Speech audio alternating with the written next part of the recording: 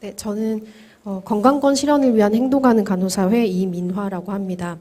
저는 16년 전에 간호사로 일을 하다가 그만두었고 현재는 웹디자인 일을 하고 있습니다. 네, 앞에서 이렇게 숱하게 말씀하신 유휴 간호사 중에 한 명입니다. 네, 행동하는 간호사의 운영위원으로도 활동을 하고 있습니다. 오늘 제가 준비한 주제는 간호사의 건강한 삶을 위한 과제인데요. 저는 주제를 보고 간호사와 건강한 삶, 이 단어가 너무 현실적으로 멀리 떨어져 있다라는 생각이 들어서 좀 서글픈 마음이 들었습니다. 오늘 저는 현장 간호사의 목소리를 전달하는 내용들로 이야기를 해보려고 합니다. 먼저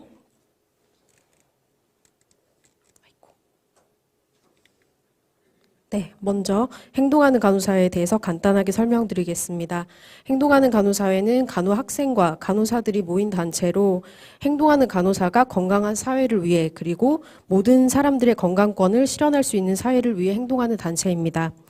저희가 주로 했던 활동들입니다. 고 박선욱 간호사 공동대책위, 고 서지훈 간호사 시민대책위, 그리고 작년과 올해 간호사들의 요구를 널리 알렸던 거리로 나온 간호사들, 그리고 청와대로 찾아간 간호사들, 그리고 2019년부터는 간호사 노동 환경에 대한 대안을 찾아보자는 취지로 의료연대 본부 건강과 대안과 함께 널스토크라는 이름의 전국 세미나를 열었습니다.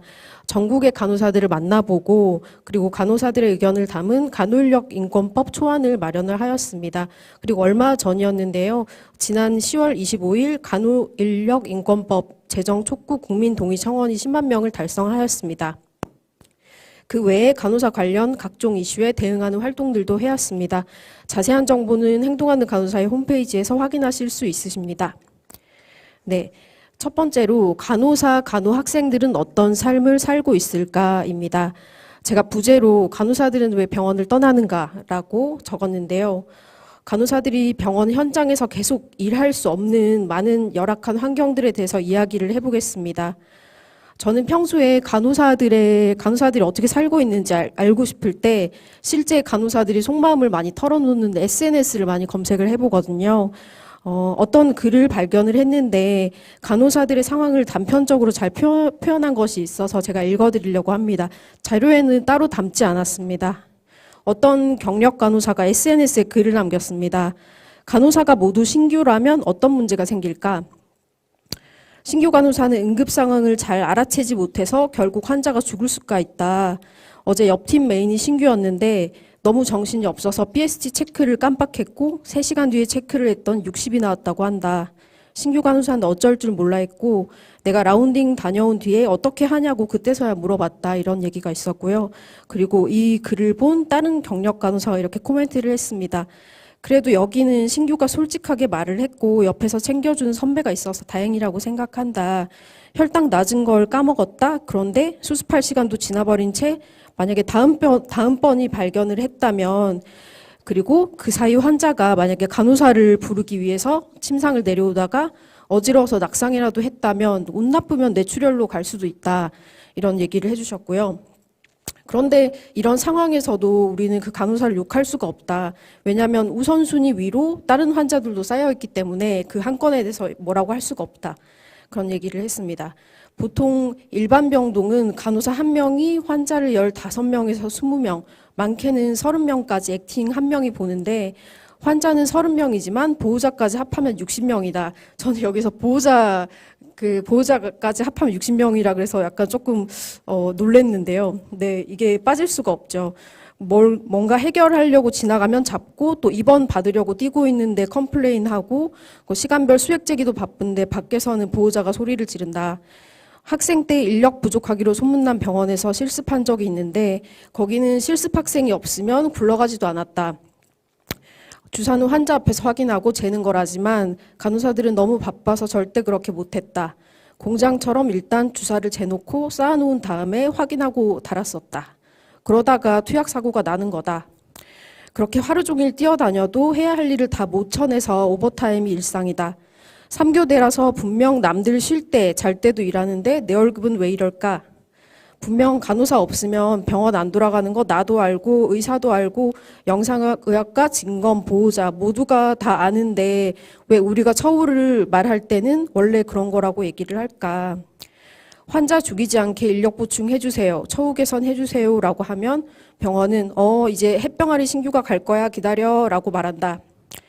환자 보랴 신규 가르치랴 2개월 동안 스트레스 받으면서 가르쳐 놓으면 신규는 선생님 좀 못하겠어요. 라고 하면 사직을 한다.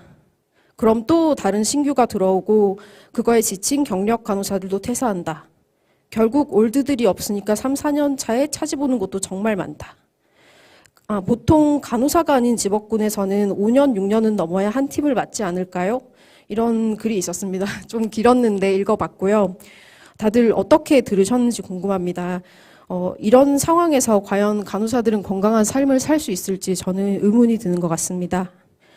오늘은 코로나19라는 위기 속에서 간호사들의 목소리와 요구를 말하려고 모인 토론회지만 저는 코로나19 얘기는 많이 하지 않을 것입니다. 물론 코로나19로 간호사들의 역할이 더 많아지고 더 고충도 커지긴 했지만 또 일면에서는 오히려 코로나19 덕분에 간호사들의 열악한 처우가 사람들에게 알려지게 돼서 다행이라고 간호사들이 생각하기도 합니다. 그래서 저는 수십 년 전부터 변하지 않은 것들에 대해서 이야기를 해보려고 합니다. 네, 오늘 제가 말씀드릴 간호사의 건강한 삶을 위한 과제에는 신규 간호사 얘기부터 해야 될 것 같긴 한데 그 이전에 그 간호 학생의 삶은 어떠한지부터 살펴봐야 될 것 같습니다. 단편적으로 간호대 정원 확대에 따른 실습지 부족 문제를 말씀드리려고 합니다.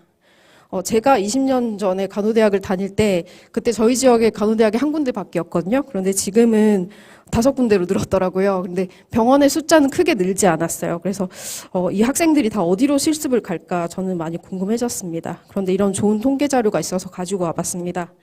2020년 간대업 인권복지국에서 실시한 이 조사 결과에 따르면 거주지에서 실습지까지 이동 시간이 이 하늘색 부분을 보시면은 보이시는데 1시간 미만을 제외한 나머지 64%가 1시간 이상이 걸리고 심지어 24%의 학생들은 2시간 이상이 편도로 소요된다고 대답을 했습니다. 직장인들도 사실 편도 1시간 이상이면 되게 힘들지 않나요? 그런데 이제 간호 학생들은 짧은 그 실습지로 가기 위해서 편도로 3시간 이상이나 걸리는 실습지에 실습을 하러 가기도 하는 것입니다. 그리고 옆에 보시면은 또 원거리 실습을 할 때 월 지출 비용도 꽤 높은 편입니다. 실제 학생들의 이야기도 살펴봤는데요. 앞에서는 통계 자료가 많이 나오긴 했는데 저는 한 명 한 명을 조금 현미경처럼 쳐다봐야지 조금 더 파악이 더 되지 않나 싶어서 얘기를 좀 더 가지고 와봤습니다. 첫 번째 사례는 기차를 타고 2시간이나 걸리는 다른 지역으로 실습을 가야 하는데 데이 근무가 7시에 시작을 하는데 새벽 4시에 그럼 출발을 해야 된다. 그런데 첫 기차가 6시에 시작을 하기 때문에 그 숙소를 잡을 수밖에 없는 상황인 거죠. 기차를 탈 수가 없어서.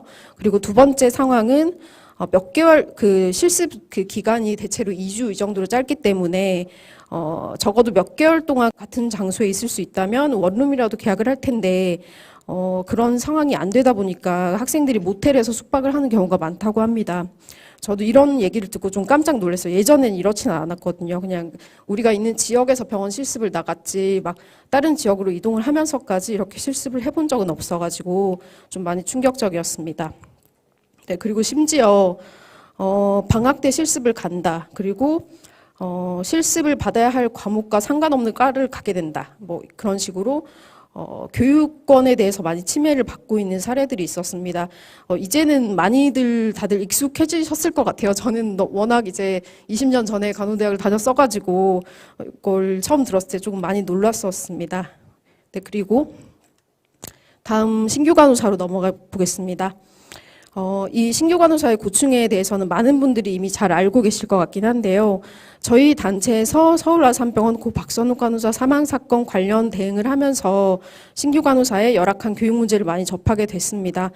빅5 병원의 신규 간호사들조차도 너무 짧고 열악한 교육을 받고 있습니다.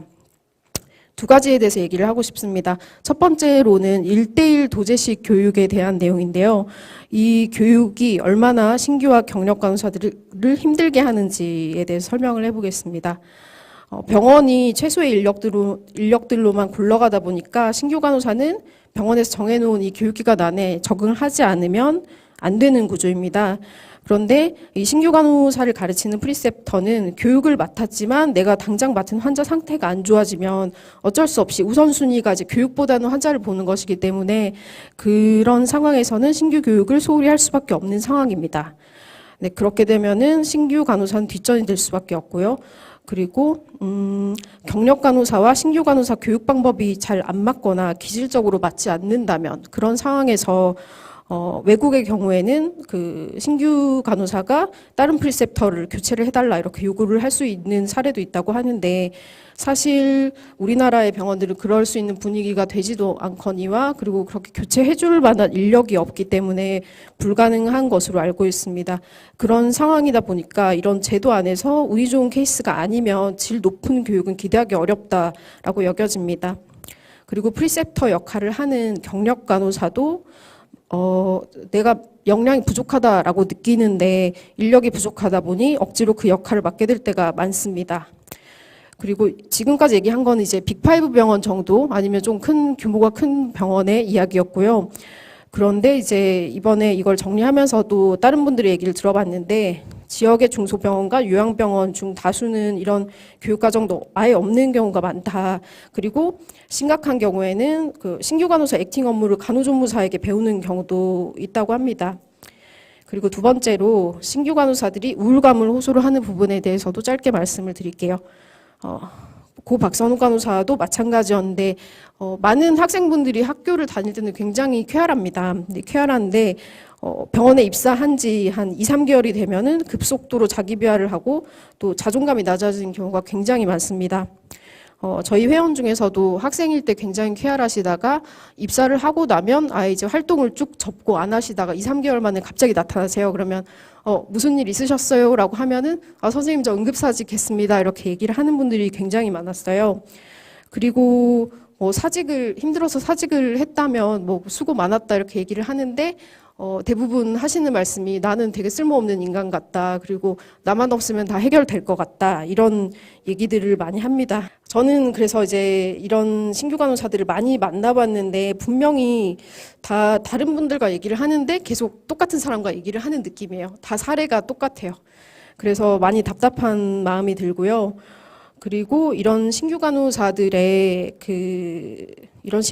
굉장히 많다는 점은 1년 내 사직률 45.5% 여기서 통계에서도 나타나지만 이 통계의 자료는 제 생각에는 이제 고 박선욱 간호사 이후에 또 다른 희생자가 생길 수도 있다라는 점을 경고하는 통계 자료라는 생각을 해보기도 합니다. 네, 그리고 경력 간호사로 넘어가 보겠습니다. 경력 간호사가 되면 좀 상황이 나아지지 않을까 이렇게 생각을 하게 되는데 이 부분도 이제 고 서지훈 간호사의 사례를 들어볼 수 있을 것 같습니다.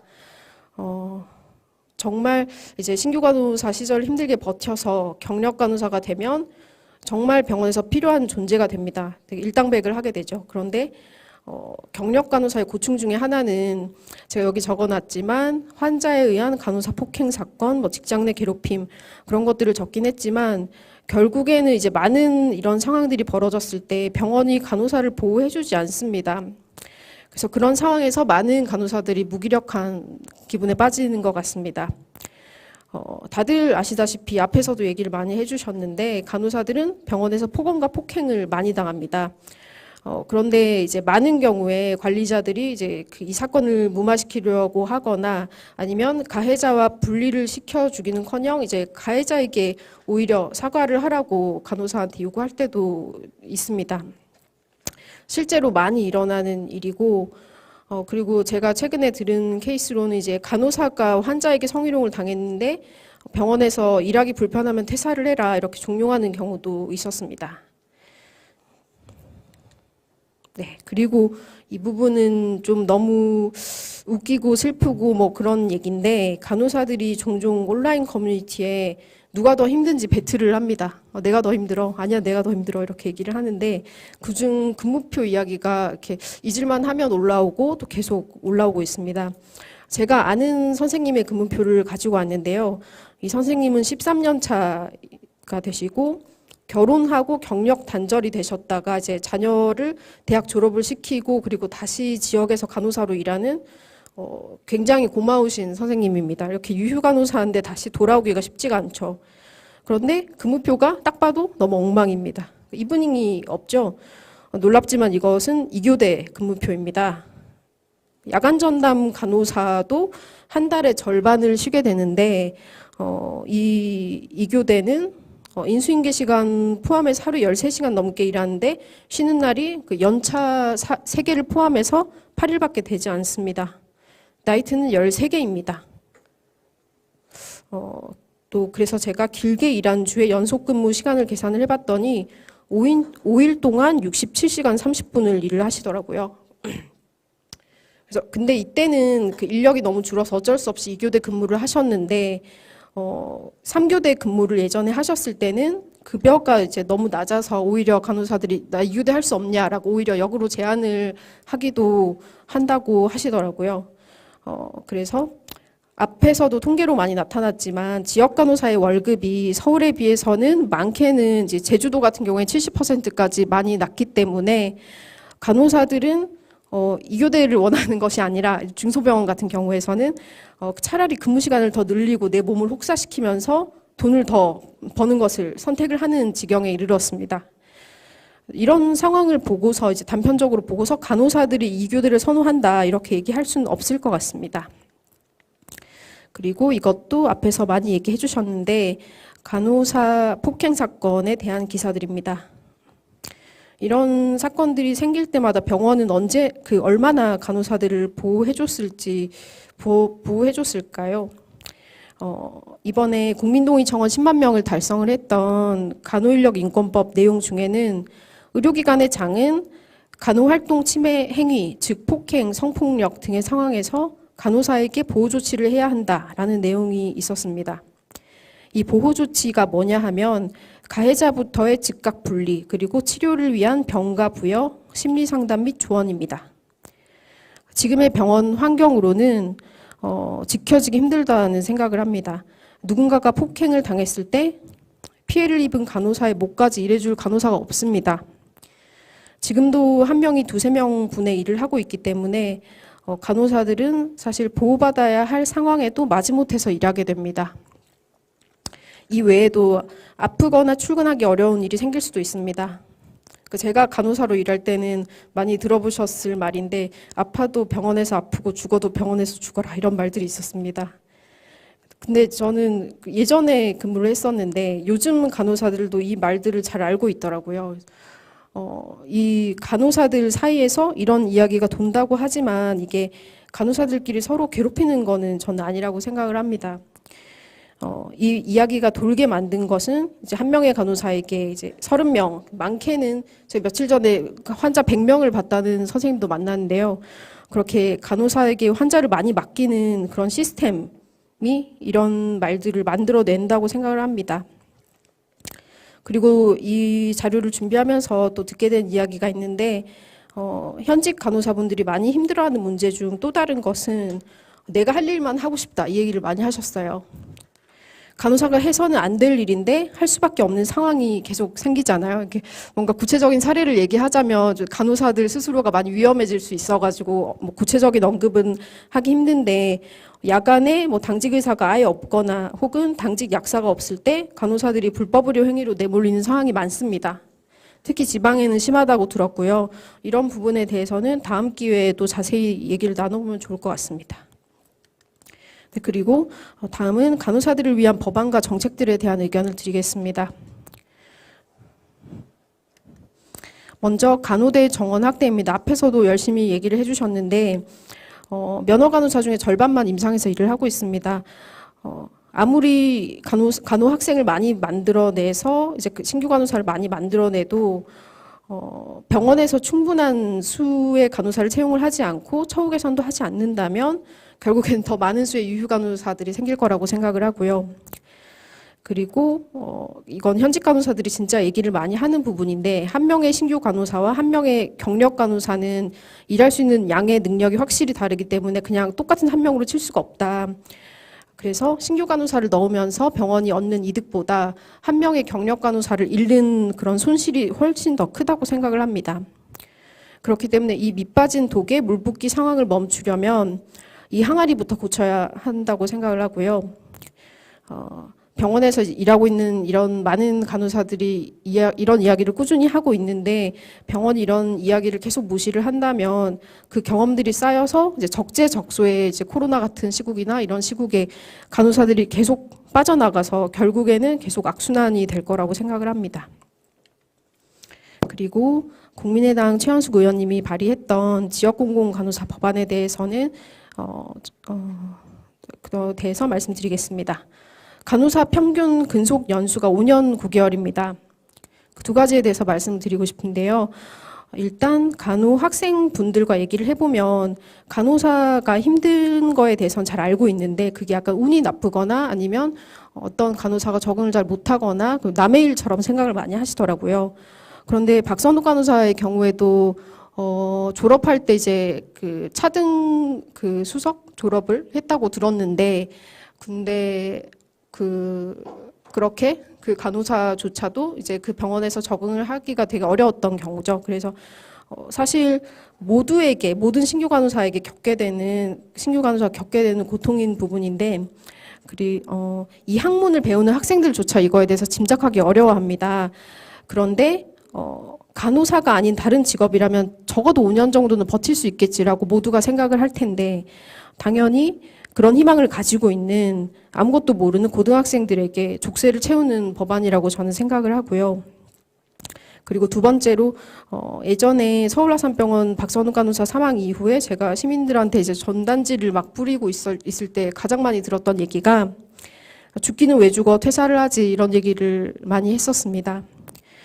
한 명의 신규 간호사가 이제 사회에 첫 발을 내딛어서 이제 퇴사를 결심을 2, 3개월 만에 한다는 게 쉬운 일이 아닙니다. 굉장히 고민도 많고 스스로도 이제 결심하기 어렵고 그러는 것인데 그런 얘기를 많이 하죠. 남들은 회사에서 1년은 기본으로 버틴다. 어떤 회사든 다 힘들다. 이런 얘기를 하는데 그런 말들 속에서 3개월 만에 다 포기하고 싶은 그런 생각이 들었을 때 그만둘 수 있는 자유도 있어야 된다고 저는 생각을 합니다. 그런 상황에서 지역공공간호사제 그 안에서 의무복무 5년을 해야 되고 간호사 면허를 취소돼야 된다 이런 것을 떠올리게 된다면 그 간호사는 굉장히 코너로 궁지로 몰리게 될 거라고 생각을 하고요. 그래서 이 지역공공간호사제가 취지는 좋았지만 사실 더 빠르게 되어야 될 게 간호사가 5년 동안 버틸 수 있는 환경을 조성을 해줘야 된다라고 생각을 합니다. 그런 환경이 조성이 되면 이런 의무 복무 조항도 사실은 없어도 되게 되는 거겠죠. 네, 그리고 마지막으로 직장 내 괴롭힘 금지법입니다. 이 금지법이 있다는 것 자체는 굉장히 좋은 일이지만 여전히 어려운 점은 각 병원의 환경에 따라서 예를 들자면 노동조합이 없다든지 아니면 동료들이 문제 해결에 적극적이지 않는다든지 신고를 했을 때 병원에서 절차를 잘 지켜서 처리를 해주지 않는다든지 그런 것에 따라서 결과가 다 다르게 나온다는 점입니다. 그리고 직장 내 괴롭힘 예방교육을 하지 않아도 현재는 과태료를 물지 않습니다. 예방교육의 법제화가 필요하겠고요. 그리고 인력 부족 등 직장 내 괴롭힘을 악화시킬 수 있는 환경 요인을 제거할 수 있는 세부 지침도 마련되어야 하겠습니다. 그리고 직장 내 괴롭힘 사건에 대한 독립적인 처리기관도 필요합니다. 고 서지훈 간호사의 경우 서울의료원에서 자체적으로 실시를 했던 내부조사에서는 심각한 따돌림이나 괴롭힘은 없었다고 했습니다. 하지만 그 이후에 서지훈 간호사 시민대책위가 요구를 해서 만들어진 진상대책위원회의 조사 결과 관리자와 조직 환경에 의한 직장 내 괴롭힘으로 밝혀진 바 있습니다. 이처럼 독립적인 처리기관이 없다면 간호사가 힘들게 신고를 한다고 해도 이런 사건들이 무마될 수 있다고 생각합니다. 마지막으로 앞의 내용들을 총괄을 해서 간호사의 건강한 삶을 위한 과제는 무엇인지 정리를 해보았습니다. 첫 번째로 간호사 1인당 환자 수 법제화입니다. 이것은 행동하는 간호사회가 지금까지 많은 활동들이 있었는데 그거를 딱 한 문장으로 정리를 한다면 이게 된다고 생각을 하고요. 얼마 전 국민동의 청원 10만 명 달성한 국민동의 청원 10만 명은 달성을 하였는데요. 매년 간호사들이 여러 가지 방법을 통해서 열악한 처우를 알리고 제대로 된 환경에서 환자들을 건강하게 돌보고 싶다 그런 이야기를 하고 있습니다. 하지만 앞에서도 말씀드렸지만 여전히 간호사 한 명이 환자 100명을 보는 그런 병원들이 있습니다. 간호사들이 아무리 최선을 다해도 사람들을 살릴 수가 없고 그런 시스템 속에서 어떤 환자들은 운이 나쁘다고 생각을 하면서 희생되고 있습니다. 간호사 한 명당 환자 수 법제화로 많은 문제들을 해결할 수 있다고 생각합니다. 그리고 간호대 정원 확대보다 질적인 변화부터 만들어야 한다고 생각합니다. 저처럼 병원을 떠난 간호사는 다시 현장으로 돌아가고 싶어 하지 않습니다. 이미 다 훈련된 현직 간호사의 처우 개선부터 시작되어가지고 더 이상 한 명의 간호사라도 놓치지 않았으면 하는 의견을 드립니다. 현직 간호사들을 놓치지 않기 위한 여러 가지 정책들을 펼쳐야 한다고 생각합니다. 그리고 이 두 가지 과제를 풀어내기 위해서는 다양한 연차의 현직 간호사들이 논의 테이블에 함께 있어야 한다고 생각합니다. 네, 이렇게 마무리를 해보려고 하는데요. 앞으로도 병원 현장에 이야기가 필요할 때 행동하는 간호사회를 불러주시면 감사하겠습니다. 감사합니다.